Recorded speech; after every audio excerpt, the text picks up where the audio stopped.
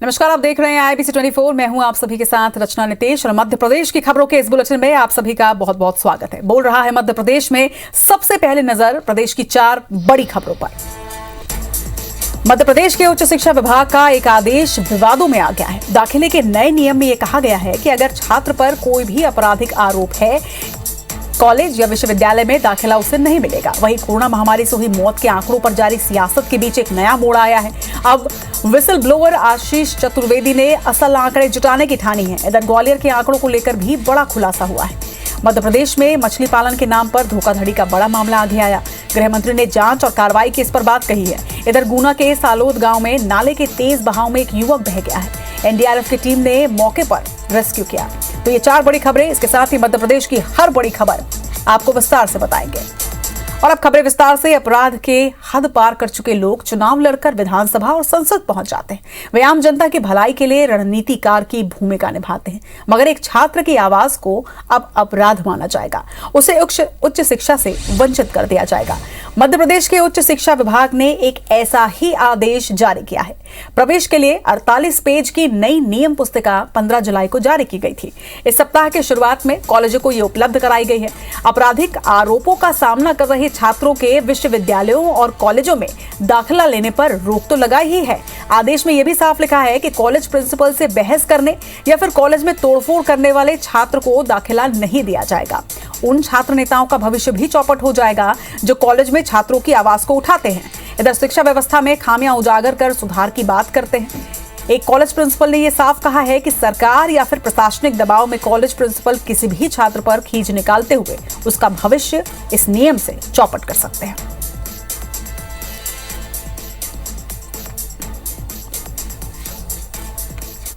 जरूर इस बारे में कि गंभीर अपराध कौन से हैं और किन ऐसे अपराधों को में लिप्त विद्यार्थियों को प्रवेश देना या नहीं देना, ये जरूर मुझे लगता है क्लासिफाइड उच्च शिक्षा विभाग कर रहा होगा, किया होगा। और ताकत से पुरजोर तरीके से छात्रों को बात रखने का अधिकार होना चाहिए। बहुत सारे छात्रों पर पॉलिटिकली मोटिवेटेड केस भी लगते हैं आपस में एक दूसरे पर, तो उनका पूरा भविष्य खराब कर देगी क्या सरकार? ये बिल्कुल भी गलत तरीके से बिना सोचे समझे लिया गया है और अगर इस तरह का कुछ भी होता है तो उसका यूथ कांग्रेस पुरजोर तरीके से विरोध करेगी।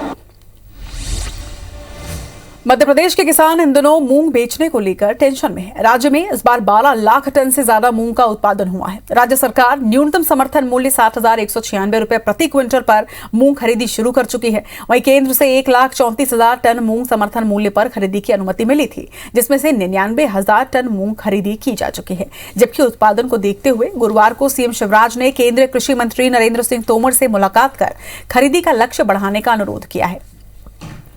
कृषि मंत्री कमल पटेल ने यह जानकारी देते हुए बताया कि मूंग खरीदी का लक्ष्य 3 लाख टन करने की मांग राज्य सरकार ने रखी है। तो वहीं कमलनाथ ने केंद्र सरकार पर राज्य के साथ सौतेला व्यवहार करने का आरोप लगाया है। तो एक ट्वीट के माध्यम से उन्होंने यह आरोप साधा है। पूर्व सीएम कमलनाथ का कहना है कि प्रदेश में मूंग का उत्पादन ज्यादा होने से अपनी मूंग बेचने के लिए किसान बहुत परेशान हो रहे हैं। वो कम कीमत पर अपनी मूंग बेचने को मजबूर है। तो वहीं यूरिया DAP की मांग भी हर दिन बढ़ती जा रही है।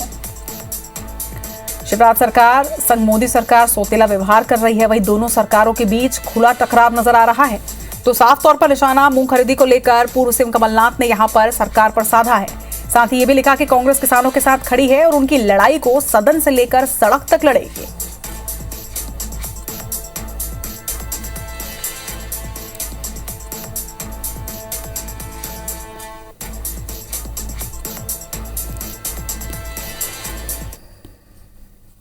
गर्मी की ग्रीष्मकालीन मूंग की फसल भी हम समर्थन मूल्य पर खरीद रहे हैं। अभी चूंकि बारिश का मौसम था तो एक सप्ताह तक थोड़ा उसमें व्यवधान आया, लेकिन अब पुनः हम तेज गति से पूरी मूंग की फसल खरीदेंगे। किसानों को किसी प्रकार की चिंता करने की जरूरत नहीं है। मध्य प्रदेश के मुख्यमंत्री बार बार दिल्ली दरबार में हाजिरी लगा रहे हैं। कभी वो मूंग खरीदी का कोटा बढ़ाने की बात करते हैं, कभी DAP और यूरिया का कोटा बढ़ाने की बात करते हैं।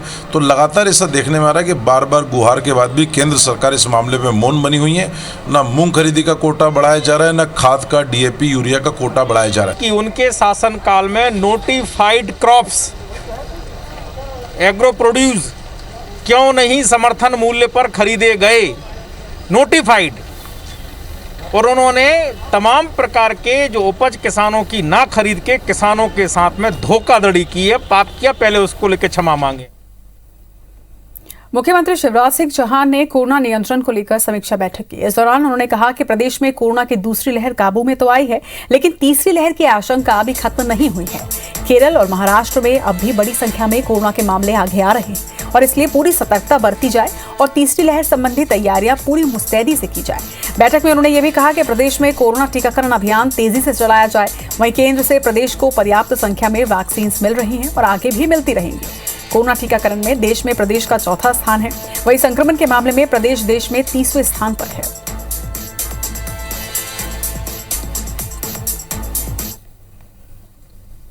कोरोना की तीसरी लहर की चेतावनी के बाद महाराष्ट्र और केरल में बढ़ते मामलों को लेकर मध्य प्रदेश की राजनीति भी गर्माती जा रही है।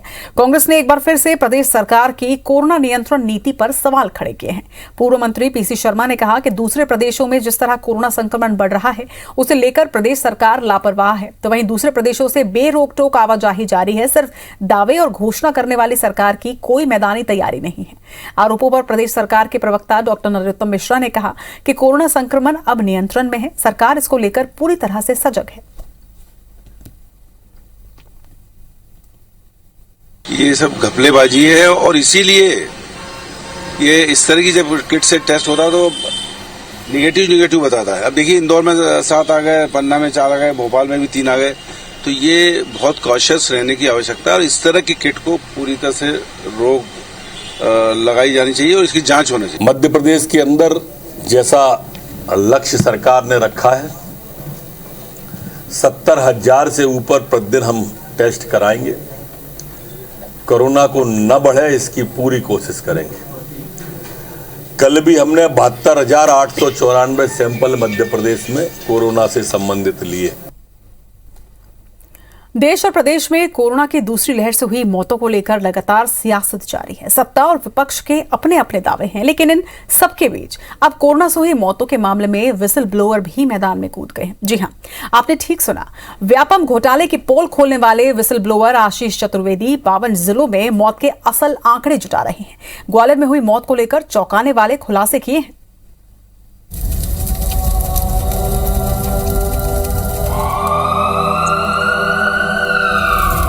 कोरोना महामारी ने सुहागन से उसका सुहाग छीन लिया तो बच्चों के सिर से पिता का साया।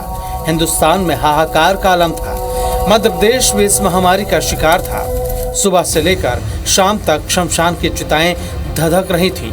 जब ये चिताएं शांत हुई तो मौत के आंकड़ों पर सियासत भी शुरू हुई। तो वहीं अब व्यापम की पोल खोलने वाले विसल ब्लोअर आशीष चतुर्वेदी इस सच्चाई को सामने लाने की ठान चुके हैं। अपने 2 और साथियों पारस सकलेचा और आनंद राय के साथ मिलकर प्रदेश के 52 जिलों से मौत के असल आंकड़े जुटा रहे हैं। संबंधित व्यक्ति का नाम कोविड की डेथ लिस्ट में प्रशासन की सूची में है ही नहीं, तो ये अपने आप में दोहरी बात सिद्ध करता है कि आप उसको कोविड का डेथ सर्टिफिकेट भी दे रहे हैं और उसका नाम कोविड की डेथ लिस्ट में है नहीं। तो कैसे आपने वह डेथ सर्टिफिकेट और किसके द्वारा जारी किया गया, सारे तथ्य एक डिटेल रिपोर्ट बनाकर मेरे द्वारा कलेक्टर ग्वालियर को सौंपी गई है। आशीष चतुर्वेदी ने ग्वालियर से मौत के आंकड़े जुटाने की शुरुआत भी कर दी है। मौत के जो आंकड़े जुटाए हैं उसमें चौंकाने वाले तथ्य सामने आए हैं।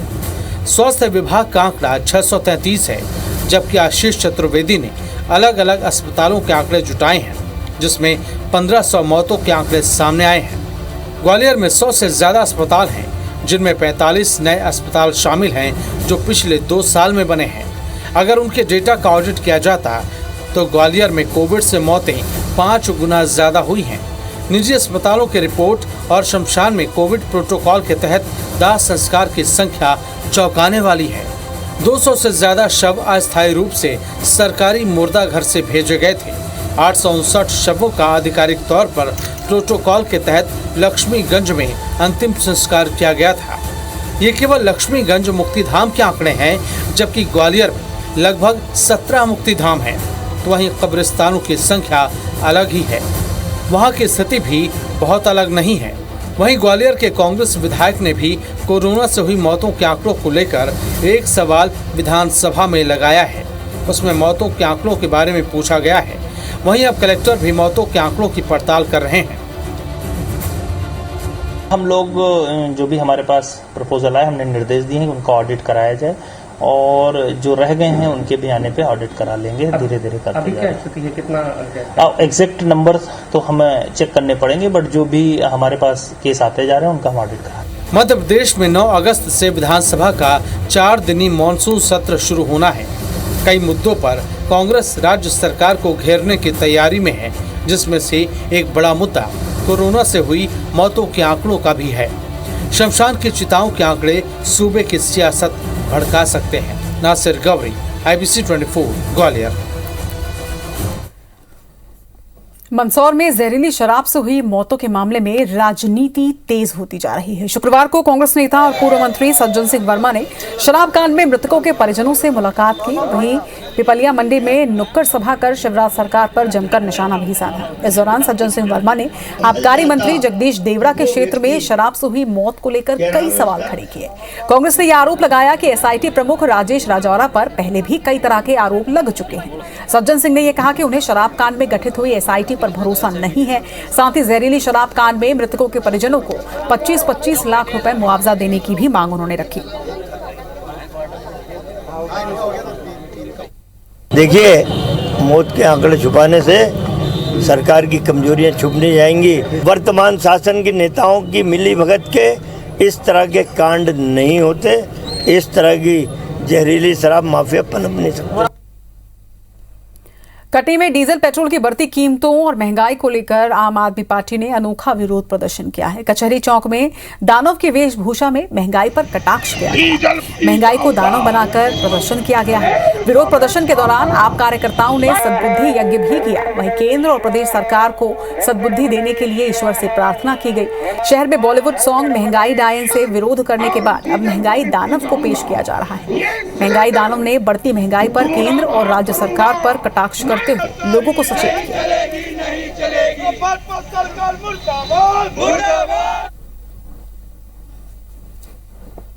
राज्यपाल महोदय को एसडीएम के माध्यम से ज्ञापन के माध्यम से सौंपा गया है।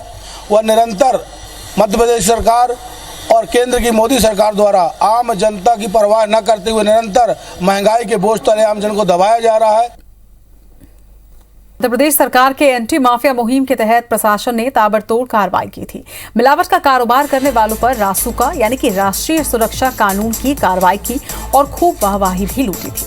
लेकिन रासुका की कार्रवाई 1 से 1.5 महीने भी नहीं टिक सकी। कलेक्टर के रासुका के एक के बाद एक लिए फैसलों को हाईकोर्ट ने निरस्त कर दिया है। कोर्ट ने रासुका की कार्रवाई को लेकर सख्त टिप्पणियां की हैं। कोर्ट ने कहा कि आंख बंद कर रासुका की कार्रवाई की जा रही है। दरअसल कोरोना की दूसरी लहर में अस्पतालों में दवाइयों की कालाबाजारी बढ़ गई थी। वहीं पुलिस ने मैक्स केयर अस्पताल के संचालक और स्टाफ को इंजेक्शन की कालाबाजारी करते हुए रंगे हाथ पकड़ा था। इसके बाद कलेक्टर रवि रजक और सोनी माथुर पर रासुका के तहत कार्रवाई की गई। इस कार्रवाई को हाईकोर्ट में चुनौती दी गई थी। अब तक ग्वालियर की 7 रासुका के आदेश हाईकोर्ट में पिटे हैं।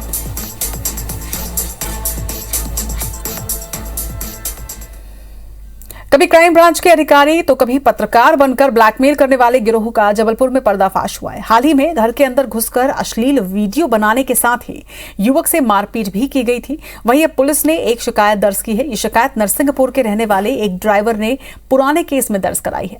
दरअसल जबलपुर में मारपीट और महिलाओं का अश्लील वीडियो बनाने का मामला सामने आया था, जिसके बाद ड्राइवर ने पुलिस को ये बताया कि उसके साथ भी मारपीट की गई थी।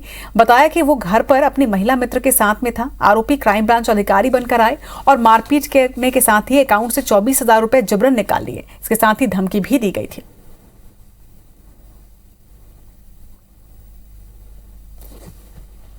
अभी तक 4 आरोपियों पंकज गुप्ता, विवेक मिश्रा, संतोष जैन और जेपी सिंह की गिरफ्तारी की जा चुकी है। पता चला है कि ये लोग ऐसे कृत्य अन्य जगह भी किए हैं। और बड़ी खबर इस वक्त आपको ग्वालियर से बता दें, चलती कार में आग लगने की खबर निकलकर सामने आ रही है। बताया जा रहा है कि चलती हुई कार में अचानक से आग लग गई। वहीं कार में सवार चालक ने खुद को किसी तरह से बचाया। चालक ने कार से कूदकर अपनी जान बचाई है। वहीं दमकल कर्मी लोगों की मदद से आग पर काबू हालांकि पाया गया।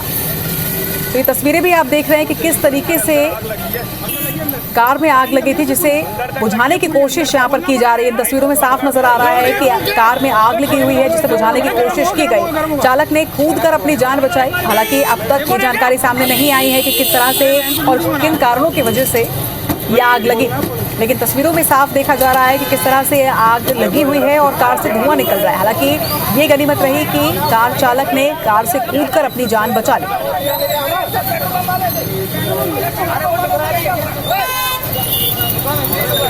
तो ग्वालियर की ये घटना जहां पर बर्निंग कार सामने आई, चलती हुई कार में अचानक से आग लग गई, जिसके बाद कार के चालक ने कार से कूदकर किसी तरह अपनी जान बचाई। वहीं कुछ लोगों की मदद के बाद इस आग पर काबू पाया गया।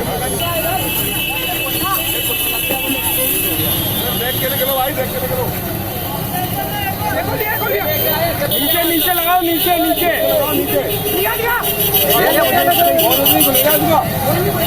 गई।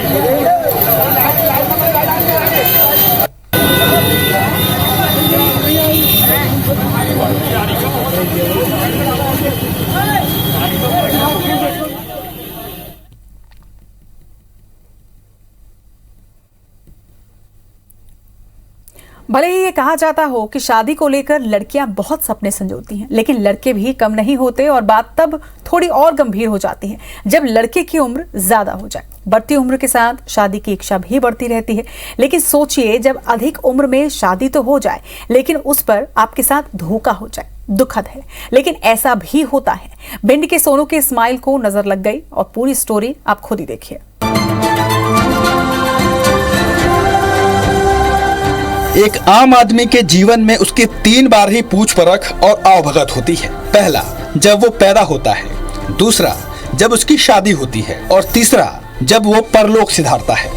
बात फिलहाल शादी की करते हैं, हमारी नहीं, इन जनाब की। इनका नाम सोनू जैन है और भिंड में रहते हैं। कुछ नहीं, अभी तो इनके चेहरे की खुशियाँ देखिए। उफ, ये खुशियाँ, ये दूल्हा बनने का मजा। कोई भी अंदाजा लगा सकता है कि अपने गृहस्थ जीवन में डुबकी लगाने के लिए कितने उतावले हैं। शादी के दौरान वरमाला डालने की इनकी जल्दी इनकी आतुरता को दिखाता है। दुल्हन भी शर्माई सी है, लेकिन इन सब के बीच में देखने लायक बस एक ही चीज है, वो है सोनू की स्वीट सी स्माइल। नजर न लगे। खैर, मामला इतना सीधा नहीं जितना आप समझ रहे हैं। इनकी खुशियों को नजर लग चुकी है। एक तो बेचारे दिव्यांग, ऊपर से शादी के बाद धोखा। जी जनाब, इनके साथ शादी के नाम पर धोखा हुआ है। इनकी 40 साल की दुल्हन अनीता भाग गई है। सोनू ने पूरे 90,000 रुपए खर्च किए थे, लेकिन वो खुशियाँ नहीं खरीद पाए। वही पंडित जी ने पैसा लाया 90,000 रुपए। पंडित जी ने 90,000 लेकर उसको बुलाया यहाँ पर। लड़की संग आई, उन्हें पैसे लेकर उनकी शादी कर लो। दरअसल शादी के बाद सुहागरात के सपने संजोए सोनू से अनीता ने कहा कि वो छत जाना चाहती है। उसकी तबीयत जरा नासाज है। वो शादी के जोड़े में ही छत पहुंच गई और मौका देखकर नीचे कूद गई और अपने रिश्तेदारों के साथ भागने लगी।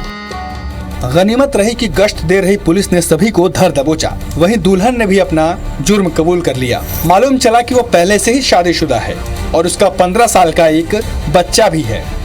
90,000 रुपए दिए और मेरे साथ शादी करने के लिए बताया कि शादी आप करवा देंगे। तो मेरी शादी करवाई। उसके बाद वो महिला जो है रात में भाग गई। तो इसने 5 लोगों का नाम उसमें बताया, आरोपियों का। वाकई में शादी के नाम पर जो धोखा सोनू के साथ हुआ वो बेहद दुखद है। इसके अरमानों का खून हो गया। दिल के अरमा आंसुओं में बह गए हैं। साथ ही सबके लिए सबक भी है कि शादी तो जरूर करें, लेकिन जरा संभल के। दिलीप सोनी, IBC 24, भिंड। इसी के साथ इस बुलेटिन में फिलहाल इतना ही। नमस्कार।